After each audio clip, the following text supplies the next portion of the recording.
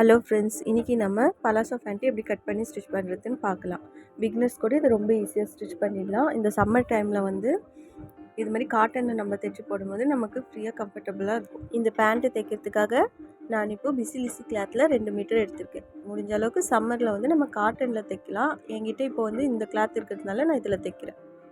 இப்போ நம்ம இதை பிரித்து மடித்து போட்டுக்கலாம். நம்ம சுடிதார் பேண்ட்டுக்கெல்லாம் எப்படி நார்மலாக மடிப்போமோ அதே மாதிரி மடித்து போட்டுக்கலாம். இப்போ நான் அகலத்தில் ஒரு மடிப்பு மடிச்சுக்கிறேன்.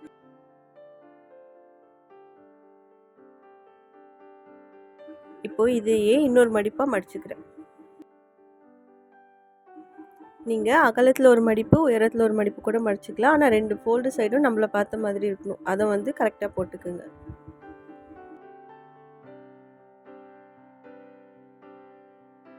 இப்போது 2 ஃபோல்டு சைடு என்ன பார்த்த மாதிரியும் ஓப்பன் சைடு ஆப்போசிட்டில் இருக்க மாதிரியும் போட்டிருக்கேன். இப்போது கீழே மடித்து தைக்கிறதுக்காக 2 இன்ச்சு மார்க் பண்ணி அங்கே ஒரு கோடு போட்டுக்கலாம். இந்த கோடு போட்டதுலேருந்து நம்ம உயரம் மார்க் பண்ணிக்கலாம். நமக்கு எங்கே கோடு போட்டோமோ அங்கேருந்து நமக்கு ரெடி அளவு எவ்வளோ வேணுமோ அதை எடுத்துக்கோங்க. நான் இப்போ வந்து 35 இன்ச்சு எடுத்துருக்கேன். அதை வச்சு மார்க் பண்ணிக்கிறேன்.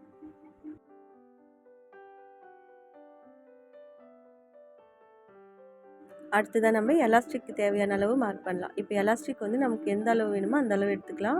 நான் இப்போது 1 இன்ச்சு எலாஸ்டிக் எடுத்துருக்கேன்.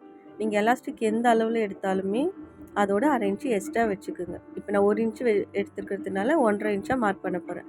நீங்கள் 2 இன்ச்சு 1.5 இன்ச்சு 3/4 இன்ச்சு எந்த எலாஸ்டிக் எடுத்தாலும் அதை விட 1/2 இன்ச்சு எக்ஸ்ட்ரா எடுத்துக்கோங்க. இப்போ நான் 1.5 இன்ச்சு வச்சு மார்க் பண்ணி ஒரு கோடு கிழிச்சுக்கிறேன். அடுத்ததாக வந்து நம்ம பேண்ட்டோட அகலம் மார்க் பண்ணிக்கலாம். பேண்ட்டோட அகலத்துக்கு வந்து நம்ம இடுப்பு சுற்றளவு எடுக்கணும். இடுப்பு சுற்றளவுனா நம்ம சீட்டோட சுற்றளவு எடுங்க. அதை வந்து 4ஆக பிரித்து அது கூட 2 ஆட் பண்ணிக்கோங்க. இப்போ நான் எடுத்திருக்க அளவு வந்து 36 இன்ச்சு. 36 இன்ச்சு 4ஆக பிரித்தா 9 வருது. அது கூட 2 இன்ச்சு ஆட் பண்ணால் 11 வருது. அதை மார்க் பண்ணி ஒரு கோடு கிழிச்சுக்கலாம். அடுத்தது கிராச் டெப்த் எப்படி மார்க் பண்ணேன்னா அதே மாதிரி சீட் அளவை 4ஆக பிரித்து அது கூட 2.5 இன்ச்சு ஆட் பண்ணிக்கணும். இப்போ 2.5 இன்ச்சு ஆட் பண்ணால் எனக்கு 11.5 இன்ச்சு வருது. அதை இங்கே மார்க் பண்ணிக்கலாம். மார்க் பண்ணிவிட்டு இங்கேருந்து நான் 2.5 இன்ச் மார்க் பண்ணி ஒரு கோடு போட்டுக்கிறேன். மீடியம் சைஸுலாம் 2.5 இன்ச் எடுத்துக்கலாம். ப்ளஸ் சைஸ் இருக்கிறவங்க 3 இன்ச் வரைக்கும் எடுத்துக்கலாம். அப்போ தான் நமக்கு கொஞ்சம் ஃப்ரீயாக இருக்கும். இல்லைன்னா இழுக்கிற மாதிரி ஆகிடும். இப்போ இந்த எல் ஷேப்லேருந்து நம்ம இப்படி ஒரு கோடு போட்டுக்கலாம். இப்படி கோடு போட்டுட்டு அங்கேருந்து 2 இன்ச் வரைக்கும் மார்க் பண்ணிவிட்டு அது நம்ம அப்படியே இப்படி வளைச்சி விட்டுக்கலாம்.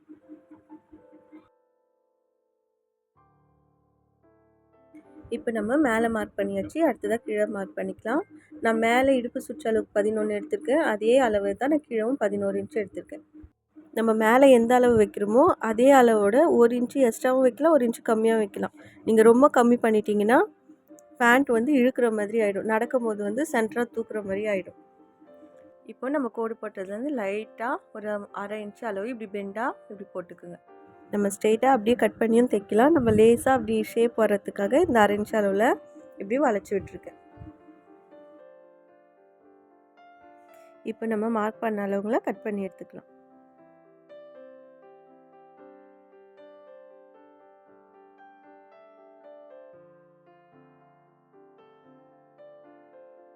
நம்ம கட் பண்ணிட்டு வரும்போதே நம்ம எங்கெல்லாம் மார்க் பண்ணியிருக்கோமோ அங்கே இது மாதிரி ஆர்க் கட் பண்ணி விட்டிங்கன்னா நம்ம பிரித்து தைக்கும் போது நமக்கு ஈஸியாக இருக்கும்.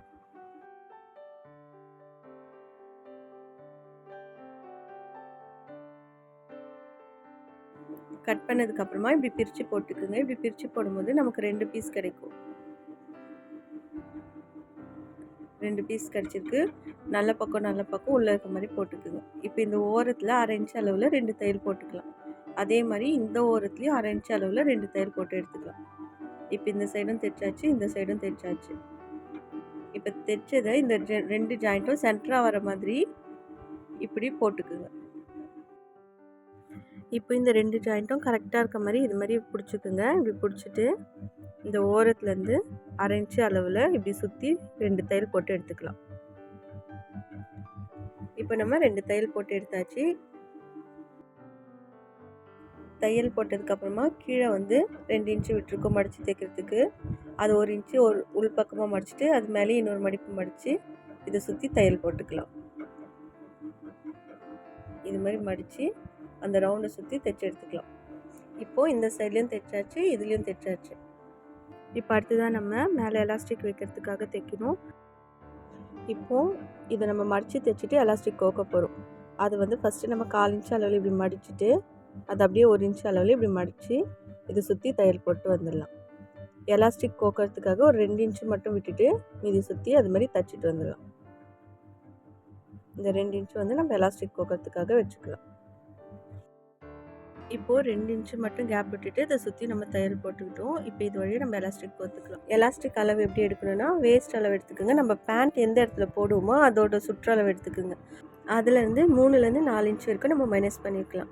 இப்போ நான் எடுத்துருக்க அளவு வந்து 33 இன்ச்சு வருது. நான் 4 இன்ச்சு மைனஸ் பண்ணி 29 இன்ச்சு வந்து எலாஸ்டிக்கு நான் கட் பண்ணி எடுத்துருக்கேன். இந்த எலாஸ்டிக்கில் ஒரு பக்கம் பின்ன குத்திட்டு நம்ம அப்படியே கோர்த்து எடுத்துக்கலாம்.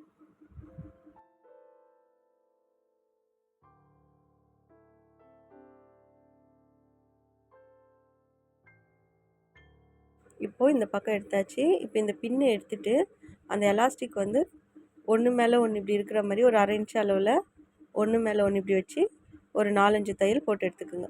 எலாஸ்டிக் தைச்சதுக்கப்புறமா நம்ம அந்த எலாஸ்டிக்கை இது மாதிரி உள்ளே தள்ளி விட்டுக்கலாம். உள்ளே தள்ளி விட்டுட்டு அந்த ஓப்பனாக 2 இன்ச்சுக்கு விட்டுருக்கோம்ல அதை வந்து தையல் போட்டுக்கலாம்.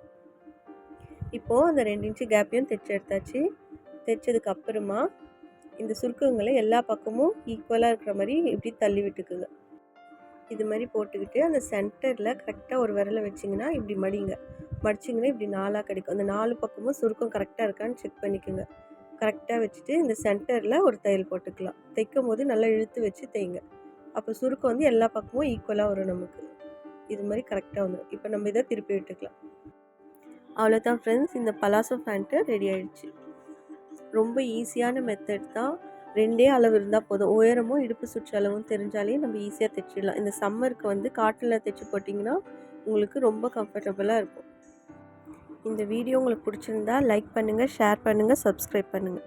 தேங்க்ஸ் ஃபார் வாட்சிங்.